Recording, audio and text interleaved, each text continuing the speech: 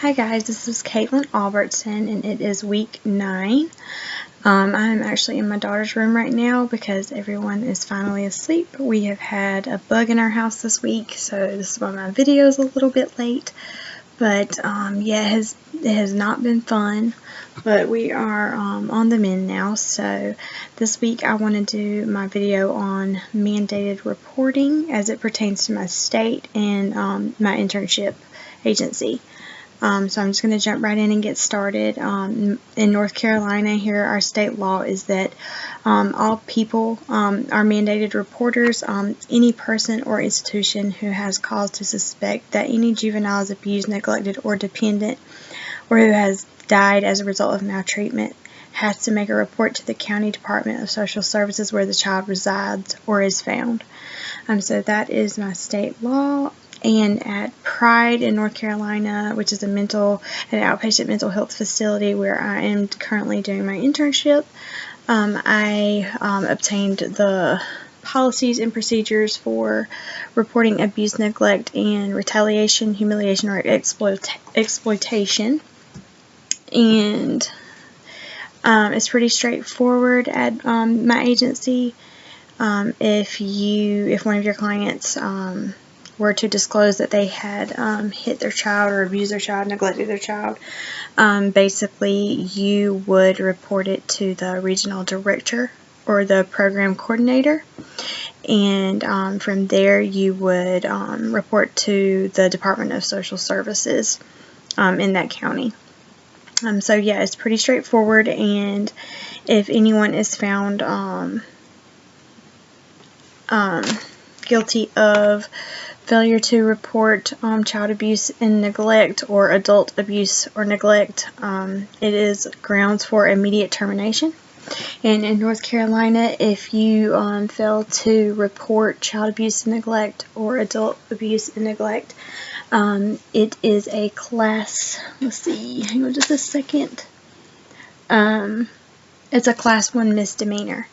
So that is my state law here in North Carolina, and the policies and procedures at Pride in North Carolina where I'm doing my internship. I think the biggest challenge and fear for me as far as having to make a report on one of my clients would just be the how the relationship would be once you, when I talked with my field instructor about it, she said that in the past she has, if she can, notify her clients that she will be making a report based on something that they have disclosed to her.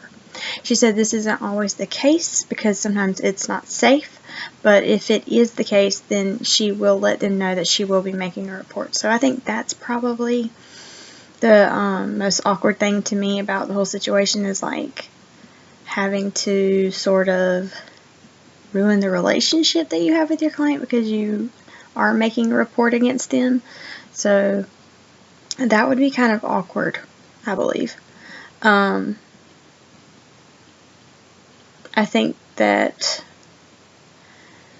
for me, there's a gray area with North Carolina laws as far as reporting child abuse and neglect, just because I have had a lot of new clients that come in. I do a lot of assessments, tell me, we have to ask if there are any, if there's any legal involvement with their case, and if Child Protective Service is involved in the home. And a lot of times, clients, it's been the case where they tell me, yes, we have 3 or 4 open cases right now because my cousin or my aunt or my mom, we got in a fight, and so she holds my children over my head, so she will make a report to get back at me after an argument. So I think there's definitely some ambiguity there, sort of a gray area. But of course it's always better safe than sorry. But that is something that I have noticed. As far as having to make a report, I have never had to make a report so far since I've been with Pride. We have not had to make a report at my undergrad placement. We never had to make a report, and if there was a report made, I wasn't there that day, so I have yet to have to deal with making a report to CPS or APS.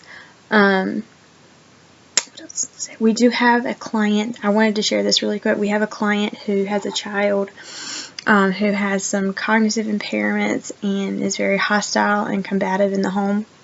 Intensive in-home is actually in the home and has been in the home for a couple months now.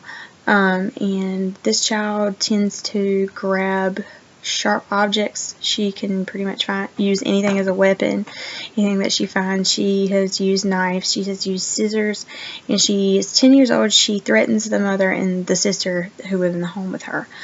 And not too long ago, our client was telling us a story about how her child was getting very combative and was lunging at her, beating on her, and somehow in the swing of things, the child's hair was pulled and she got a bloody nose. I'm not exactly, that's just what she told us, so I don't know the exact details.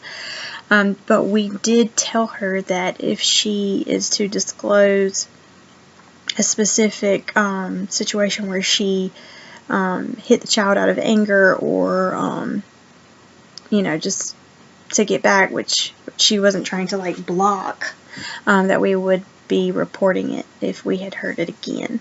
But my field instructor said that in cases like that where intensive in-home team is in the home, they're in the home like 5 days a week and often in contact on the weekends, so they can sort of monitor the situation. And they do a lot of personal talking with the child, so the child will disclose things with them.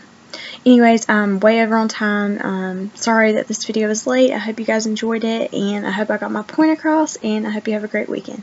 Thank you.